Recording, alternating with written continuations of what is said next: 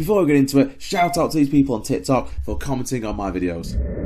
Welcome to Master Jacko, dividing negative numbers. Remember our key, this is what we're going to use as we go through these questions. So the first one, 20 divided by negative 5. So we have a positive number divided by a negative number. So a positive number divided by a negative number, we'll get a negative answer. So our answer to this question is going to be minus 4.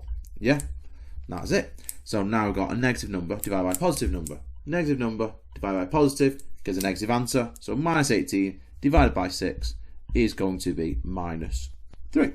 And C, this time I've got a negative number divided by another negative number. So a negative divided by a negative, we therefore get a positive answer. So that will be a positive 4.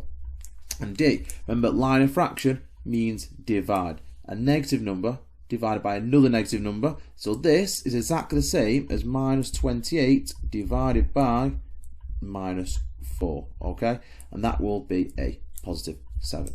And that is it, divide negative numbers. I'd highly recommend watching this playlist or my other videos, watching negative numbers. Remember, if you have a chance of getting a shout out in the next video, do comment, subscribe, and I'll see you next time. Take care.